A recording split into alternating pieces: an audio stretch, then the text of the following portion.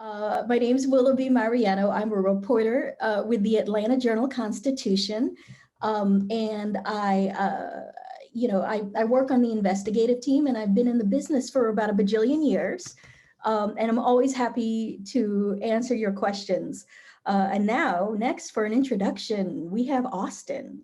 How's it going? I'm Austin Bogues. I'm a reporter at the Asbury Park Press, and I'm a Nieman Fellow this year, studying polarization. Some of you all look familiar. Azusa, how's it going? Good to see you again. And then, well, anyways, I'm Austin Bogues. I'm a 2020-21 Nieman Fellow, reporter at the Asbury Park Press on the Jersey Shore. Yeah, and I guess I should also mention that I'm a Nieman Fellow, and I'm studying housing, home, and identity this year. I guess we're here to talk about diversifying newsrooms, which, as you might be able to guess by looking at us, that it's something that's personal, and that kind of has to be. And so what I would love to do is if we could just start off, I guess, by meeting everybody and saying hello, and learning a little bit about what you want to report on. So if someone wants to be the brave soul that unmutes and tells us who they are, I would love to have someone cross that threshold. I can start. Hi, everyone. My name is Cassie McGrath. I use she, her pronouns. I'm the news editor at the Massachusetts Daily Collegian on the UMass Amherst campus. And you also are interested in reporting in. I'm really interested in political reporting on the topics of immigration, criminal justice, and I'm really interested in gender and education as well. It's really hard to pick just one thing, but I'm really excited to be here. It's nice to meet you. I guess I can go next. I'm Trey Mitchell. I'm from Morgan State University. I'm a staff writer for the spokesman at our university. I guess my writing experience is kind of similar to Cassandra's. I do some political reporting, mainly just kind of within mostly our university, and then a little bit on some bills that have been passed recently. But I kind of have my toes have dipped in a lot of different polls. I did a lot of feature writing for a little bit, and then for my internship, I do some writing on IT. So it's kind of all over the place. I'm still trying to figure it out. I can go. So my name is Sheila. I'm a freshman at UPenn and at the Daily Pennsylvanian, I'm the West Philadelphia reporter. So a lot of my stories are for the West Philadelphia community. And I would say that kind of ties in with my personal interest with journalism. I just love the idea of being able to write stories for communities, especially communities that are sometimes overlooked. So yeah. I can go next. I'm Amanda. I'm a junior at Harvard College studying history and literature, and I'm the president of the Harvard Crimson, our campus newspaper. I'm really interested in covering issues of like race, ethnicity, and identity. Previously, when I was a news reporter, one of the beats I covered was race and diversity on campus. So I got to cover things like immigration, like student activism, all that kind of stuff. So that's an interest that continues to be pretty prominent in my life. And I can go next. My name's Zach. I am an editor at the Daily Nebraskan at the University of Nebraska-Lincoln. And in my time, I've been kind of the go-to administrative reporter. I've reported on our Board of Regents, our new university system president that came in, Ted Carter, I reported on him. I was also one of the editors for our new form COVID team. So I had to learn a lot about COVID in a very short time, but political reporting is really where I lean to and administrative stuff like that. So very interested, and thank you both for being here today. I can go next. I'm Lauren. I'm a sophomore at Boston College. I'm the deputy managing editor for The Heights. And in the past, I've been really interested in local and state politics, which especially with the pandemic became really important in the past year. I can go next. I'm Emma. I'm also a sophomore at Boston College. I'm the sports editor of The Heights, and I'm most interested in writing about sports, particularly football and hockey, but a wide range. I can go next. I'm a sophomore at UC Davis, and I'm the assistant city news editor for the Aggie. And I'm really interested in tech, so I'm interested in pursuing tech journalism, but I'm also interested in diversity reporting.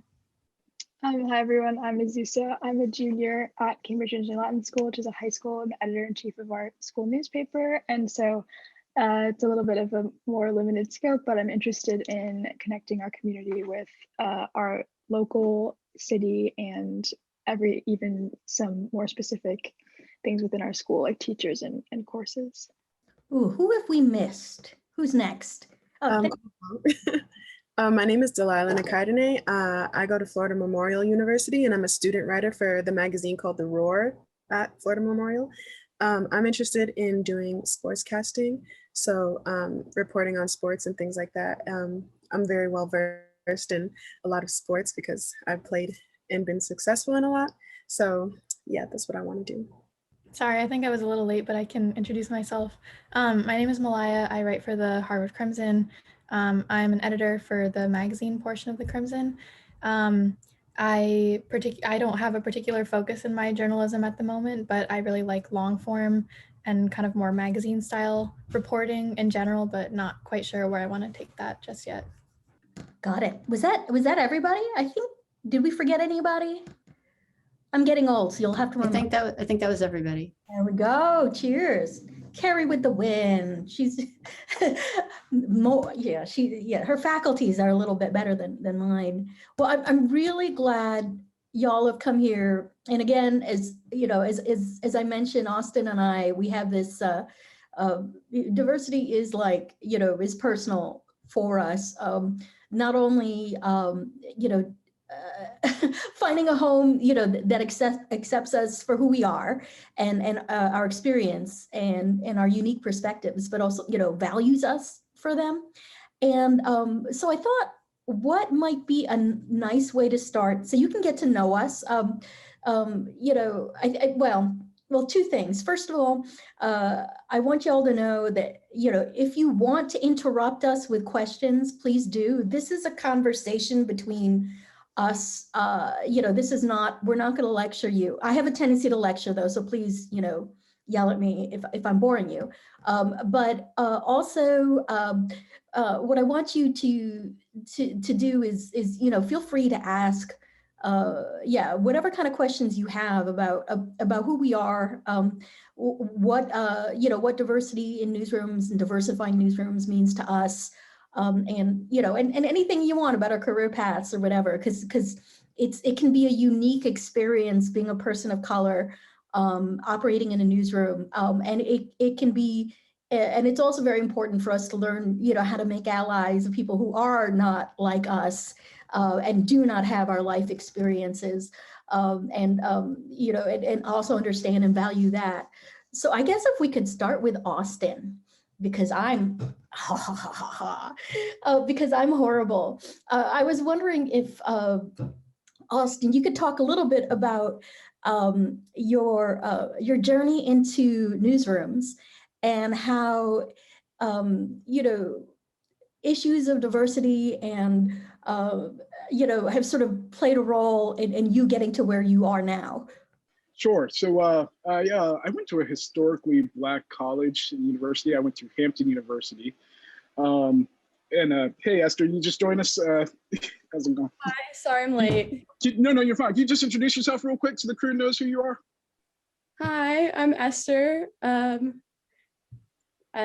go to Cambridge Ringen Latin School. I'm really excited to be here.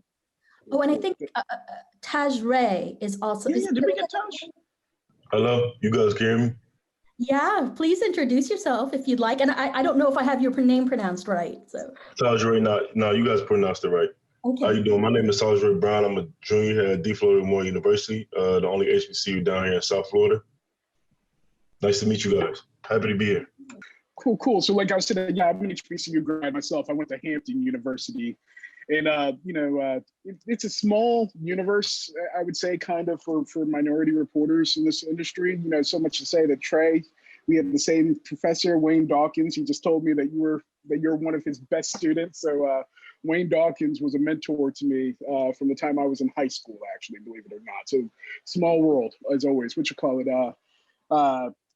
in many ways, I followed, his career path and so many others of, my mentors who always were really kind of in my corner and making sure that, I'd get a shot in this industry. So, the first thing I'll say is for you all is, make sure you network, keep in contact with everybody, including me, including Willoughby, even if it's years later down the road. We're really in you all's corner, and this one of the ways that we can help increase diversity is through mentorship. So I'm a big advocate for that. I went to Hampton U. I came out in 2008. I did a variety of internships, including at the St. Petersburg Times in Florida. So I spent some time down there. I interned at the New York Times. I also interned at MSNBC for a little bit. And then I worked a career largely in local newspapers, which is completely different than national press, different set of issues, et cetera. I started off at my hometown paper at the Daily Press, Newport News, Virginia. It's a Tribune Company paper. Covered a variety of beats, night cops, transportation, education, and municipal government, which is what I've really spent the bulk of my career reporting on. In 2016, I moved to the Asbury Park Press. It's a Gannett Company paper, and started working on the Jersey Shore. It was a little bit of a drastic change for the Southern boy to move to the North. And I've covered municipal government and race relations at that paper since then. I'll say today we had a really good test of how much diversity is in your newsroom and in your leadership. If you all look at the museum, I look at the museum front pages every day. They post the front pages of almost every newspaper in the world. In the United States, look at how many newspapers had Prince Philip on the cover, and look at how many newspapers had DMX on the cover. That will tell you a lot about how much diversity they have in their newsroom, who's calling the shots, and who they, in their minds, think their readers are. Easy, simple test. And what were you going to say, Tosh? No, I'm sorry. Excuse me. Can you repeat that? I'm sorry. Yeah. I was saying, like, a simple test of the diversity in newsrooms, and it can tell you a lot about like how far we have to go. Is look at the U.S. covers on the museum website. You just go to museum.org, I think it is. They have the front pages posted of every newspaper in the world. See how many newspapers put on Prince Philip on the cover. He died yesterday. See how many put DMX on the cover, and see where they placed it on the page. Right? It will tell you a lot about who they think their readers are, and also who's the people who are ultimately making the decisions in the industry.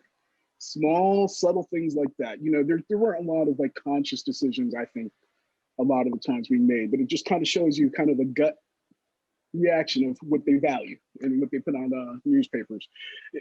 Diversity is everything in this industry. We have changing demographics in our country. It's blacker, it's browner than it was before. We have it's younger, right? And ultimately, one of the things that my publisher told me in the Asbury Park Press, he said that diversity is strength, right? You're able to tell more authentic, better stories, reach communities that, for a while have either been marginalized or we haven't paid enough attention to. They're consumers, they're spending money, advertisers want to reach them. So if you have people that are more reflective of your community, it's strength. That's just the bottom line. That's just the bottom line. A lot of it, and it's news judgment. It's knowing to be able to pick up on the subtle nuances that not everybody is going to pick up on. I have a particular viewpoint being a Black man from the South. That doesn't mean that I have the same viewpoint as a Black man raised in Cali, you know what I mean? Or a Black woman from the Midwest, it varies, and so the more diversity you have, the better you're going to do in your news coverage. That's just the bottom line. Simple. So I'll ask Willoughby to talk a little bit more about her experience in the industry. Well, this is when I said, Austin, it always makes me happy to hear Austin speak because of his he's like a bright light burning in his heart. And he's always so positive. So I'm going to be an evil one and be a little negative. Let me tell you. So I started in this business after I graduated. From an elite university. I went to Yale University, and at the time there was interest in creating more diverse newsrooms. and how they were doing it, and how to some degree they do it today, is that they chose us for diversity or for affirmative action type programs. And so how I ended up in the industry, instead of being, how I ended up as a journalist with mediocre pay, instead of a public interest lawyer with mediocre pay, or a broke fiction writer, is that I was recruited actively by a newspaper chain that no longer exists, that was very, very interested in diversifying its newsrooms. So I ended up working in a program at the Los Angeles Times. It was called MEPRO. It still exists today. And it was a complicated experience because the assumption in these types of programs at the time was that you were less qualified, and that you were getting a helping hand, when in fact, of course, a lot of us went to elite schools. There was another guy from Yale who happened to be my friend, and a gal from a couple people from Stanford, and so it created this sort of false perception that we were we were needy, we were being helped, we were sort of lesser than a lot of the other new reporters that were hired. And that, I think, for me, has been a huge struggle to think about perception. I didn't think about that when I was younger. I assumed that people would know my record and accept me for who I was. But as soon as I entered the workplace, I found that that was not true. And it was foolish of me to have thought otherwise. I don't think my parents prepared me for that. That's not, I'm Filipino American, and that's not part of our culture in America so much, or at least at the time when I was growing up, where we thought consciously about race and what that would mean in the workplace. So I want you all, if you are thinking about, if you are a person of color and you have not thought deeply about that previously, to please stop and join your respective, ethnic affinity group, race affinity group, journalism organization. I'm a member of the Asian American Journalists Association, and I've done a lot of work for them. And it provides a level of solidarity that I think and support that could that helps me think about my career and understand the kinds of issues that I face that might be unique compared to people who are not people of color. I also so I went through that program. Didn't find I was a great fit for it because I have sort of I have a certain kind of temperament. But I, ultimately, thanks to allyship and support, I ended up on an investigative team at the Atlanta Journal-Constitution, which I love and respect my job, and I also recognize that it took, other people, really focusing on my work rather than sort of my persona. Or how they might perceive my persona to be incorrectly, in order for me to get the opportunities I want. And so, a cautionary tale, but also one with, a lot of, optimism contained in it, I think, because I have, the friendships I've made, not just in the Asian American, Journalists Association, but also, just across the board with people of color, have really helped me think through the issues I face without it sort of, I had a great call at 8 o'clock in the morning a couple of weeks ago with a friend of mine who's an investigative reporter. He's Black, and he just gave me the best pep talk ever. Because he understood, the race, the race issues, the different issues, the issues of difference within newsrooms in a way that I, that I needed to hear. So please think of, folks who can be your allies and friends, in that way. And, and of course, obviously, some of my best friends are white.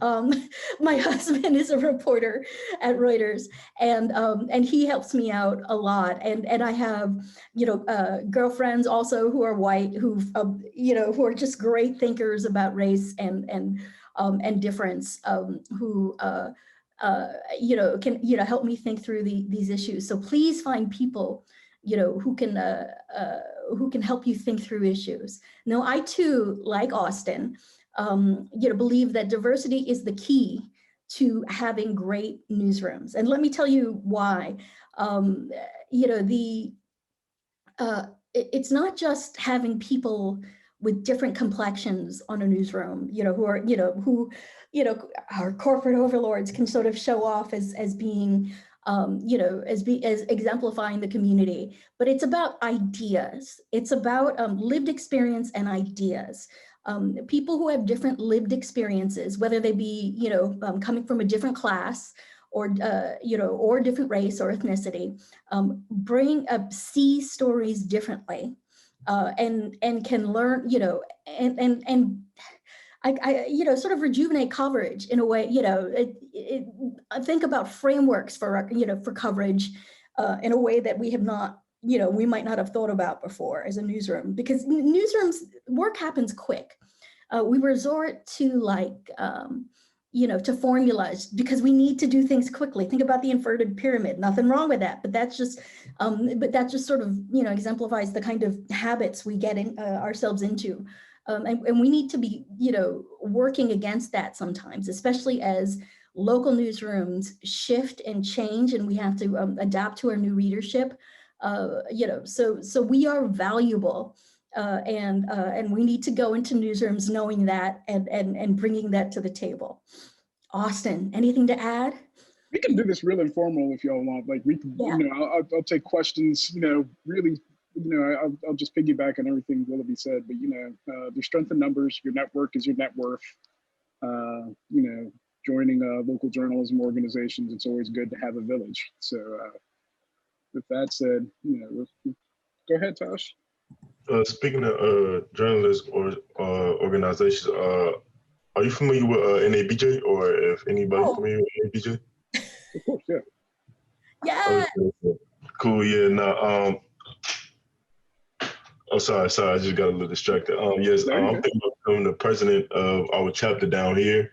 So I was wondering if you can give me any advice on what to do, or just any advice in period about NABJ. I'm a member of NABJ, and I'll confess I haven't been the most active member of NABJ over the years. I was really heavily involved when I was in college, and for a variety of reasons, I wasn't as active, and I'm trying to rededicate myself to it. Florida Memorial, you all are close to Miami then, basically, or? We're actually based in Miami Okay, Garden. you're based in Miami. The first thing I would do is just, make a couple of calls to the Miami Herald and see if they can bring you all in for trainings, see if they have any, internship opportunities, see if they can come in and bring you all in. And I can direct you to a couple of people down there if you need. The St. Petersburg Times, or the Tampa Bay Times. The big papers branch out, recruit members, meet early and often. And let me add in there, Miami Herald the Miami Herald just hired its first Black woman executive editor, Monica Richardson, and she is dope. She came from Atlanta, and she's a huge advocate for, she was the advocate for diversity, not the only one, but the one you'd go to. And she helped me with, with the Asian American Journalists Association work. So yes, you will have an automatic ally there. Someone who will be there to help you. Oh, we have Trey who has her hand up. Yeah, so I kind of have a question for Austin and also for you, Willoughby, about kind of how a lot of times when we're talking about diversity, I feel like we view it as making sure that it's race and, these different check boxes of what your identity is.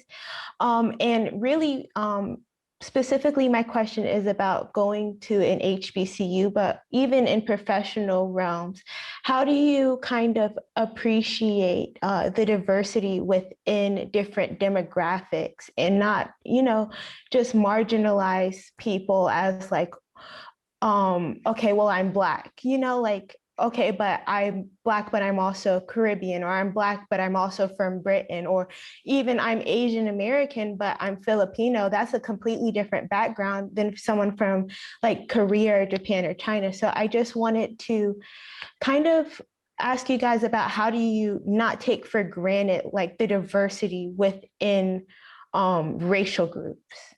I'll kick in. So I'll tell you a little bit about my Hampton experience. I was a first generation college student, which was its own little group at Hampton, just like, some other stuff. There's people, for the first time when I went to Hampton, right, I met people, there was a simple test that we could kind of tell, I'll tell you this, you all might be able to relate. I'd say about 80% of people who went on a spring break vacation, they were going to Miami, right? Like they bring out the group of suites. I wasn't a cool kid, so I wasn't, invited to all the, But then there would be another 10%. They'd be like, "Where are you going?" "We're going to Martha's Vineyard." And I'm like, "Huh?" And that'd be Black people who would they might look white, but they're ethnically, they're Black, right? Or they would be West Indian, or they would be from, the larger African diaspora. There would be people who had been going to Hampton U every year since slavery. Their ancestors had come, and they've been Republicans since then because of the party of Lincoln. They're just knowing the differences between people who were rural or urban. And I always say this, and one of the things that one of my axes to grind, and Willoughby, I'm sorry, because you've heard this more than a few times, you have to be very specific when you're labeling someone, and look at who has the power to attach a label to anybody. I always say, I am not urban. I'm from the suburban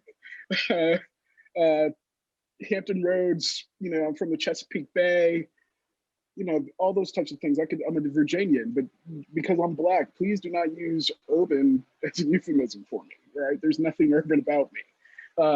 Black people come rural, exurban, suburban, everything in between. So, of course, and just like, for every group, there's a good amount of diversity, So, we have to really acknowledge, and what we ultimately have to honor is, while we might have, anybody might belong to a race, there's a lot more things that makes that person nuanced in an individual, and they have unique life experiences. And it's not the all-encompassing definition of them every time you need to address something about it in a story. So you gotta think broadly. So this is an interesting question, because Trey, are you talking about like improving coverage so it recognizes these issues? Or are you talking more about like interacting in the newsroom? I think kind of a little bit of both. Like I go to an HBCU, so we're all Black, so we just kind of put out content that is like, okay, this is for the Black population, without necessarily understanding, okay, well, there's different kind of coverage that might appeal to different sets within our HBCUs, because the Black diaspora is very diverse. So I think it's about interacting with people as you're generating content, and then also being aware of diversity, even if you're giving to kind of like a niche audience. So how do you, how does, in your newsroom, how does diversity end up playing out? I mean, do you have, people from various groups who can give their insight onto what kind of coverage needs to be done? I think it's kind of varying, but I think for me, maybe we take it for granted a little bit. I don't think that it's something that we necessarily talk about a lot. And I think it needs to be talked about and acknowledged, and we need to be more aware of it. So it's not like, most of the people that write for the Spokesman are from Baltimore. A lot of them are African American. Some of them come from Africa. So it's varying, but it's not something that's like a conversation that we have. Oh, interesting. What do you think about starting those conversations? Because like that's actually something that I think about a lot. But like, you know, I'm not the boss, so it's very hard for me to initiate. Have you thought about, you know, starting those kinds of conversations, and how have they gone? I think that it's not something that we've implemented yet, but I think we definitely, I'll definitely talk to the professor who's over the spokesman about having these conversations, because I know especially for the African American, like the Black diaspora, I grew up in a predominantly white community, and then I moved to an HBCU. And when I moved to an HBCU, I realized that there's a lot of tensions within the Black community because of our difference in diversity that gets in the way of us kind of working in a productive manner. So I think that, yeah, I'd be really interested in implementing those conversations. And I think it's kind of like, is it something that you naturally bring up and like embrace it when it comes up? Or is it something structural that you kind of have to like, okay, we're going to sit down and talk about this? It's kind of like up in the air. That's such a, I mean, you got story ideas, right? I mean, diving right into that tension. I mean, it's delicate, right? Mm-hmm. But like, I bet you your professor can help you with that. You know, those, wow. Okay, what did like a billion interesting story ideas, like, you know, about how that stuff comes up. So like maybe you've got like, I mean, you got a whole beat there. You know, about like tensions and not only tensions, but places where people come together, you know, where differences can be celebrated, mm-hmm. or you know, or overcome. That's really powerful. And perhaps like you have a unique opportunity to do that, because I think in a lot of like, you know, I've been starting to call them historically white publications, for lack of a better term, but on campuses where, you know, there's not, you know, where the dominant culture is perceived as like a white culture, you know, there's not as much awareness of that. And it just sort of seems to, you know, the differences between, let's say, Asian Americans kind of sink into the background. Mm-hmm. What, you know, so like, wow, you got a neat opportunity. Mm. Thank you. Yeah. Yeah, I think it's definitely something that I'll look into more. Oh, Esther. First of all, thank you guys. I'm so honored to hear your guys' story. It's really inspiring. So I wanted to ask for sort of advice from you two, or if just anyone else has general advice. We are like a high school news publication, and unfortunately, the editorial team has just been like skewed more white. And we are actively trying to change that, especially because our high school is one of the most diverse high schools in the state. And yet the newspaper, which is supposed to be reflecting like students' perspectives and students' ideas, it does not reflect that. And so that's a really big issue for us. But in improving that diversity, because we have a mostly white editorial team, it's not, I can understand how it wouldn't exactly be an inviting environment. And so if you had advice on how we can diversify without feeling like we're just reaching out to people for the sake of the image of it, or for the sake of, we want to just like have them there, but we actually like want their experiences and perspectives instead of yeah. That's basically. Can I jump in here? Esther, I don't know if I expressed this to you all when we met before with Yasmin. You all have had a more exploratory, more deep conversation about this than happens in a lot of professional newsrooms. So don't sell yourself short. From talking with you all, I told all the Nieman fellows, I said, I'm excited for these kids to run the industry, because you all will do a much better job than what we've seen thus far, right? I was super impressed. You all have thought about this, you know, from top to bottom. So just keep, I will say specifically for you all, keep doing exactly what you all talked about, right? I mean, reach out, build relationships. You're going to get there soon, right?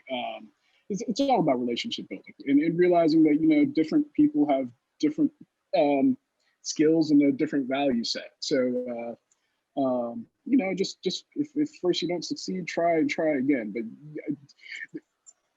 I know you all are well on your way if you all do what you're talking about doing. And you know, this goes for every, you know, news organization. Just keep reaching out. You know, when you make your priorities, you'll end up doing.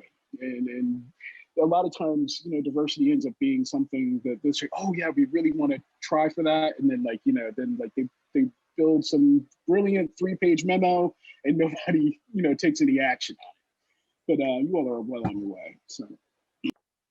Just to quickly add on to what Esther said, Esther and I are co-editors, and I just wanted to add that in the high school space, I think it's really unique because there's no one really entering into high school with as much of like a thought about their career and how they might want to pursue journalism. In fact, we're actually just taking really just any student, just at your average high school student, not average in any regard other than the fact that they don't have these refined interests yet.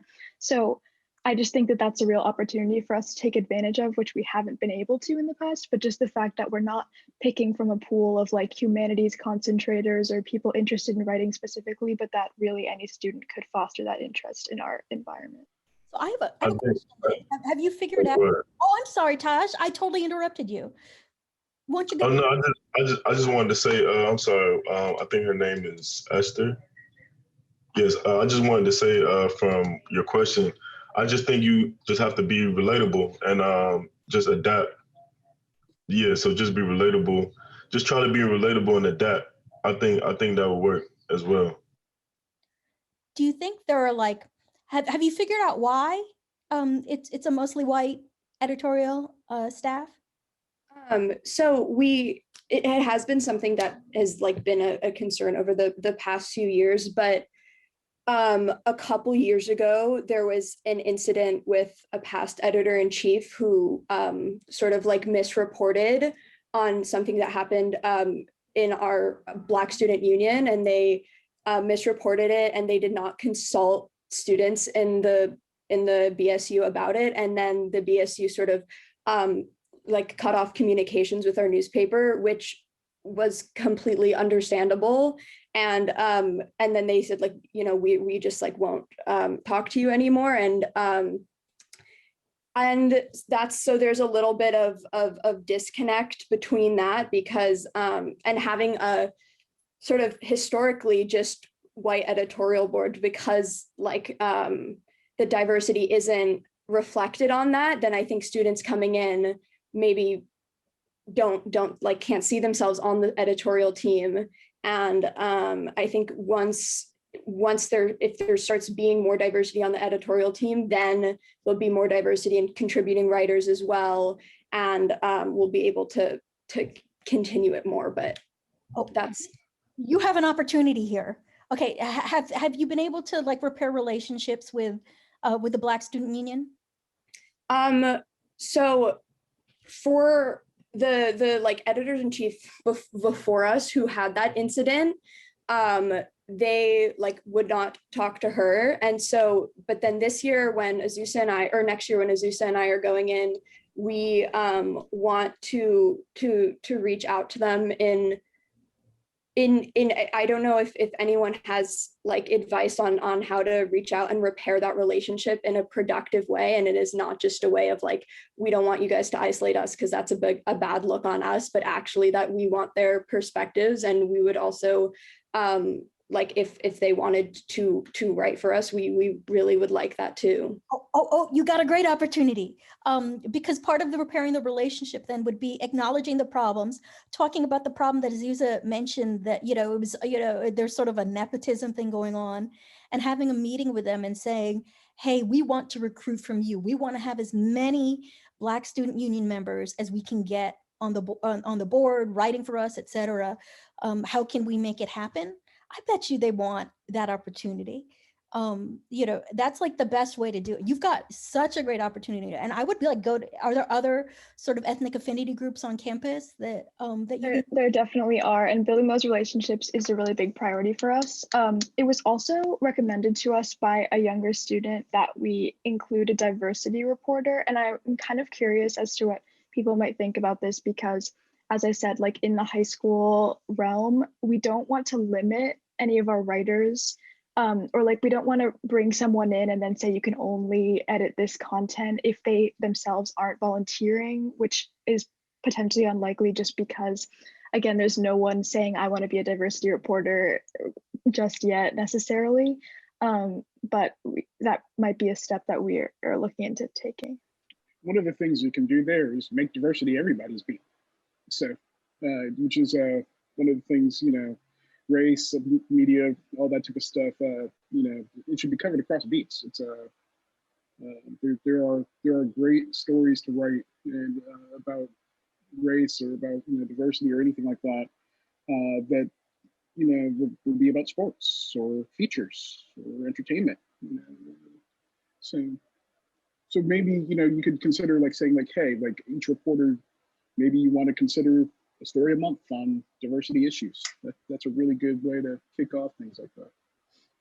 Well, I like that because like having one person do it might make everyone else feel constrained, but like maybe setting up like a goal of having, one or a couple or however many you think is appropriate a month that talks about these types of, issues, then, that could really get things started.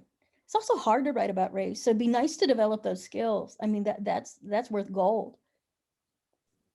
Yeah, I agree. And another concern raised by a younger Black student who talked to, it wasn't directly to me or Azusa, but it was a couple other editors that in like reaching out to Black students and reaching out to the BSU, they don't like making it seem that we don't just want them like their perspectives on diversity issues but also just writing about anything else. And, they're not just there to cover the racial issues in the school, but and not constraining them to that, but reaching out not for just saying we want them to be a part of the paper in any capacity they want. If they would want to be a diversity writer, they can, but if you want to be an arts and entertainment editor, like we want to make that as accessible as possible as well. That's such a great point. That's really, oh wow, you guys are so awesome. No, but well, and that means that, I mean, you could actually like if I were like an offended person and I was like not certain whether to trust you, I would want you guys to come to me. So like come to my meetings to recruit, come to just like meet with all these meetings, meet at their times to recruit at at their meetings, and see how that goes. Like I think the extra attention might do it, and also make clear that you communicate, hey, we're not just doing it so you write about your particular ethnicity or race. Like we really want you to to be able to do what you want. Wow, then yeah, you gotta you're like halfway there. Just thinking about it is brought you halfway there. The Black Student Union is just one group, right? Like I mean, like there's other places you can recruit to, and quite frankly, sometimes one particular group might have one particular issue, you know what I mean? I don't know. And they might not even be as interested in journalism issues as, you all might hope, so just broaden out, but I think that's a good idea. That'll be definitely too. What about y'all college students? Y'all have any questions? Oh, it's Zach. Hello, Zach. Hi, yeah. So the Daily Nebraskan this year started a diversity and inclusion board, and we published a diversity report on what our newsroom looks like. And we did a Black Lives Matter project where we did, I think, 10 stories focused on the Black experience. One of the things that we're looking at going into next year is whether we want to do centered coverage on different communities on campus. And I was just looking for your two thoughts on what kind of that focus coverage should look like if we do it, or if that even is a good idea moving forward. Wow. I like it. I guess it's a good idea if it produces, really, good stories, compelling stories, with nuance and thought. I mean, so I guess how I've seen people think through the process before is, literally to think about, okay, are there subgroups in our population that we're not paying enough attention to? And what are the stories there? So, I mean, it sounds like it's a great idea. I don't know, what do you think, Austin? I'd like to read the stories. Yeah. Really. Please forward them to me. I'm real curious to see what y'all came up with. That sounds like a great idea. There's a million and one stories you can do, and it sounds really good. Yeah. Is there any pushback or any concerns about that approach? I don't think so. I mean, it got a really good response, and I guess one of the things we're trying to figure out is it takes time to dedicate to all these stories, of course. So trying to think of what groups to prioritize when is, I think, another thing we're looking at. And I can drop the link in the chat here. Oh, that's so cool. I'm so glad you guys are thinking about this. Y'all can hire me when you grow up.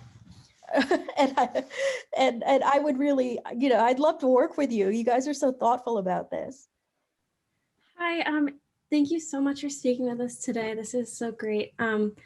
I was wondering if you could speak about what happened with Felicia Sumnez, and if you have any comments about content warning first for sexual assault, but in her experience reporting on something that the Post then called a conflict of interest, and where do you see the industry kind of moving, and that our personal experiences contributing to our reporting and these identities contributing to our reporting?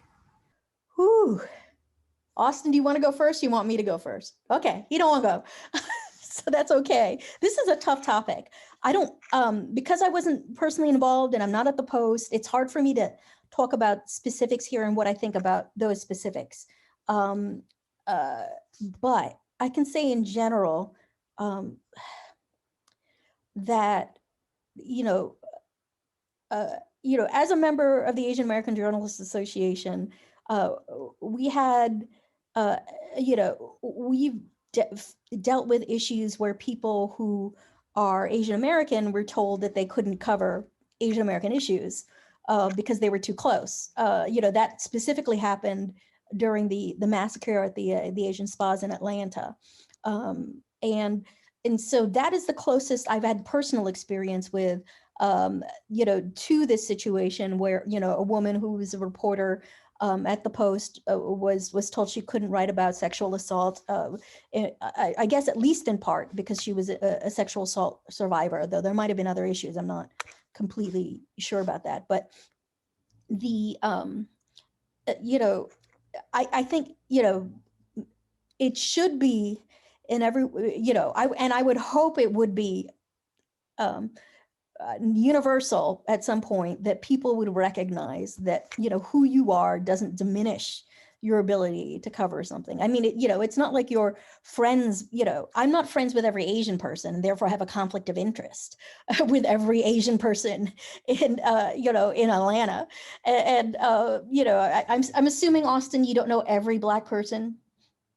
No, okay, not lately. Okay, then then we're okay. I'm being a bit sarcastic here, but I have to say, because this is a point of, of anger and contention, because I think there are people who have just thought so little about, race and gender and identity that they have to be walked through these issues, and it can be an ugly business because all they can hear in the case of, whether or not an Asian American or, can cover Asian American people is you're a racist, you're a racist, you're a racist. And so being able to talk about that, through that difference is very difficult.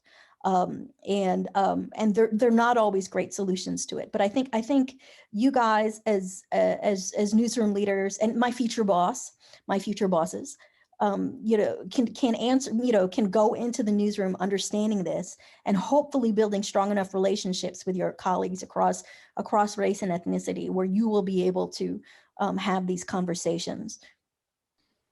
Again, your lived experience, you bring to the table. And I saw actually about that situation with Felicia Sumnez. If you notice, like, her newsroom actually rallied behind her when it happened. But